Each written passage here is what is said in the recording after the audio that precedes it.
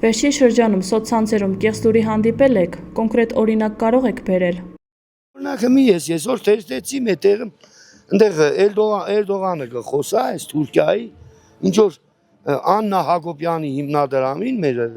կպահական այդ հիմնադրամին $10 միլիոն կուտա։ Վերջի ֆեյք նորությունը հեռախոսների գաղտնալսումների հետ կապված էր, որ գրեթե բոլորինը մեծամասամբ ստուգվում է, լսվում է 300,000 ադրբեջանցիների մուտքը Հայաստան եւ նմանատիպ շատ հանդիպում են կեղծ լուրերի։ Կոնկրետ օրինակ ես բան չեմ հիշում, բայց հա հանդիպել են կեղծ լուրեր, շատ են հանդիպում։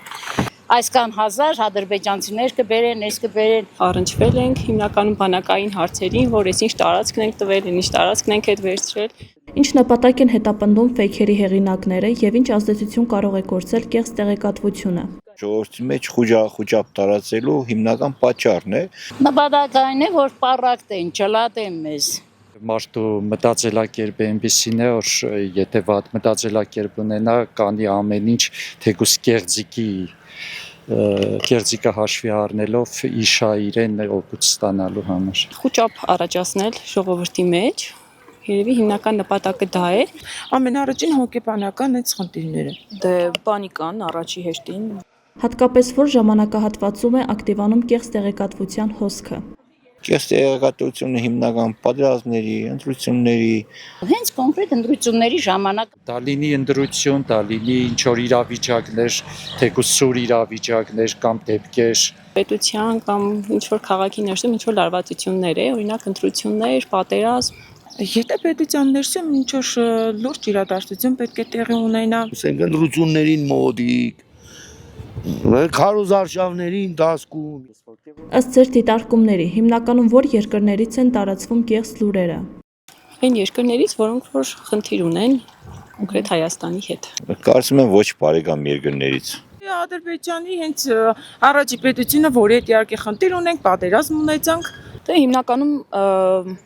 ռուսական մամուլից է տարածվում, ադրբեջանական մամուլից է տարածվում։ Դա ընդհանուր բնույթ է կրում։ Շատ հավանական է, որ եւ մեր Հայաստանի Հանրապետության հանդեպ վատ տրամադրված թշնամի երկրից ներկայանան որպես հայ։ Իհարկե Թուրքիան է գլխավորը, Թուրքիան։ Ինչ դեր ունի այսօր արհեստական բանականությունը։ Դրա կիրառումը ինչ բացասական հետևանքներ կարող է թողնել։ Արհեստական բանականության միջոցով փորձում են ստեղծել տեսանյութեր, տարբեր տեսակի ձայնագրություններ, կտրված հատվածներ, որով կարողանում են հաջողացնել իրենց վատ նպատակները։ Մարդուն արադավորելը ինչ է, կարող է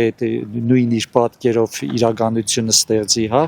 արհեստական բանականությունը ու ստանա այնպիսի մի իրավիճակ, որ ուղղակի աննկարագրելի նման լինի ու կարծիք կազմեն այդ մարդու մասին։ Եթե ճիշտ ես կիրառում, շատ արդյունավետ է, բայց ունի նաև իր վնասակար կիրառությունը, որ պիտի կարողանաս ճիշտ գրագետ օգտագործել։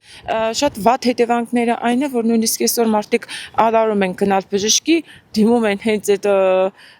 chat GPT-ին, որպեսզի ինչով բուժվենք, ինչ տեղորակ է պետք, այսինքն եւ լավ կողմ ունի եւ իհարկե շատ բացասական։ Ինչքանով դրական կողմ ունի, այնքանով է բացասական։ Ով պետք է պայքարի կեղծ տեղեկատվության տարածման դեմ։ Պետք է այդ համակարգի մասնագետները փորձեն արգելափակել դրանց տարածումը կամ ինչ-որ նաև պետական, նաև մենք սովորական բնակիչներս էլ չփորձենք դիտել դա եւ դիտելուց հետո էլ չտարածենք այդ կեղծ լուրը։ ազնիվ լրատվամիջոցները Պիտի մշակվի միջոցներ հանրությանը կամ երկրի մասշտաբով ինձ թվում է։ Մենք ունենք հատուկ կառույցներ։ Յուրաքանչյուրս Յուրաքանչյուր անհատ սկսած դպրոցից։ Մենք բոլորս